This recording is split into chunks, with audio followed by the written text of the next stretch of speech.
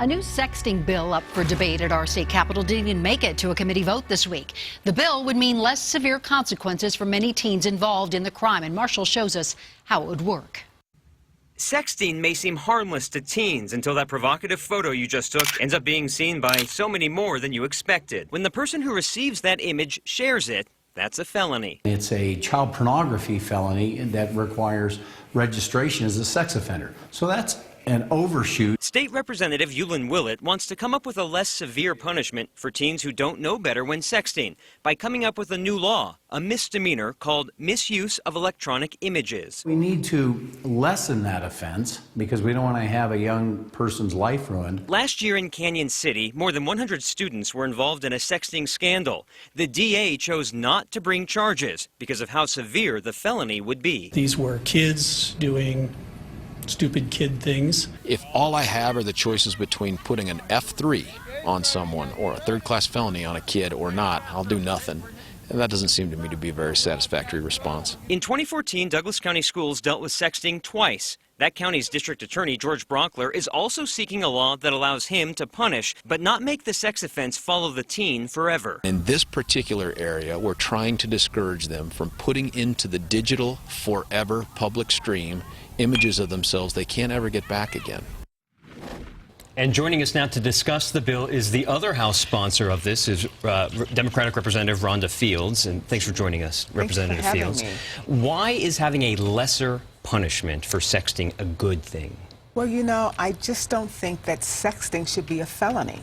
I think when you think about that, a felony, a class 3 felony, that's the same as burglary. That's the same as prostitution. And I think that kids don't need to be confronted with those kind of penalties. This is similar to, I know, almost a decade ago, I guess, like streaking on the field, and then you'd have a sex offense follow you for the rest of your life, and that got changed. Exactly. Is it making it more appropriate, though, if you're telling teens you won't be punished as severely? No, because there is still going to be some low-level petty misdemeanor associated with it. But it's just too harsh of a penalty to be associated with a felony. You know, and I don't think it should be status quo.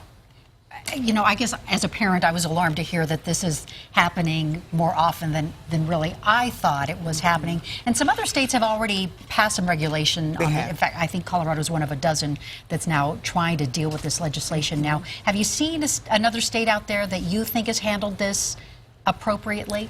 You know, I think that what we did here in Colorado as it relates to what happened in Canyon City, I believe that the DA did handle that appropriately by not charging those kids with a felony. And he put them in diversion programs and creating awareness opportunities for them to understand this behavior is risky and there are consequences associated with it.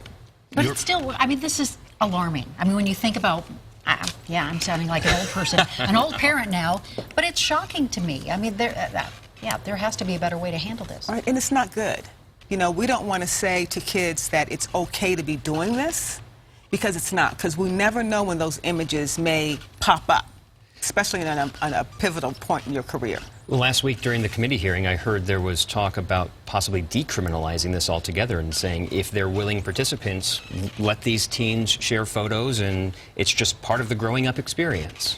You know, and I just can't buy into that because there's some things as minors that we just don't allow minors to do. They cannot rent cars, they cannot vote, they cannot have access to tobacco or to alcoholic beverages. So why should we condone sexting? So at some point, I think it has to be addressed. And so as lawmakers, we get an opportunity to reflect on, do we keep it status quo or do we decriminalize it? Did you talk to students about this? We did have a student testify. And this student mentioned that it does appear to be a very common practice. They're aware that it's a felony, but they still do it. So they're willing to take that risk, which jeopardizes their future later on.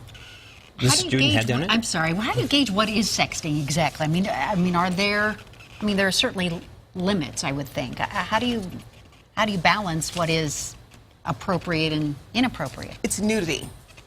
So it is taking nude pictures of yourself and transmitting that through an electronic device. So this doesn't touch on like dirty conversations, just strictly photos? Mm-hmm. It's that electronic image. And so it could be, you know, like flashing or whatever, but it's nudity.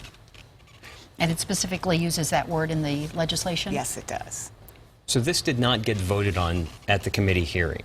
Yes. Why didn't it get that yes or no vote after all that discussion? You know, we wanted to make sure that we're crafting the very possible best legislation, and what we wanted to do is to consider an amendment to make it even a better bill. Now, this committee had a substitute on it. Yes. And this question is more, did the bill get a fair shot? Because the substitute committee member is someone you're running against for primary for state senate. You're both Democratic House representatives, both running for the same state senate seat. Yes. So the fact that your primary opponent is on this committee, did that play into anything that happened with this bill? No, I think it's a very common practice down there. Like if there is a sitting member who cannot be in a committee, the speaker will replace that person. But at the end of the day, we vote on bills, all 65 of us, we all have input into someone else's bill. So you have an opportunity to say yes or no on any bill that makes it out of committee. So what's the next step then for this bill? The next step will be that we'll hear the bill and we'll present any amendments to the bill, and then the committee will have a chance to vote up or down. My hope is that it'll get out of committee, and then the whole House of Representatives will have an opportunity to vote on it. I think it's going to pass. I think that most people believe that a felony is just too harsh of a penalty for kids, juveniles, who are sexting. So we want to send the right message, but we don't want to give our DAs an opportunity to come down with that harsh hammer for this act. A quick aside, we know the budget forecast just came out a couple days ago, and it basically says that Colorado has slower growth and that cuts will likely be needed. So I know that's going to be a huge Democrat-Republican issue. If you could just impact cuts to one area, which one area do you say, yeah, we can take cuts here?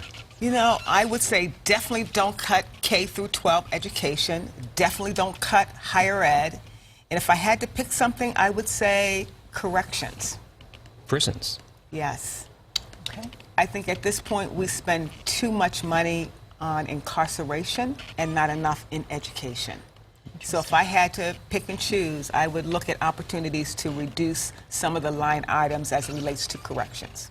Representative Rhonda Fields, thank you so much. Thank for being you with us. for having me. We'll be right back.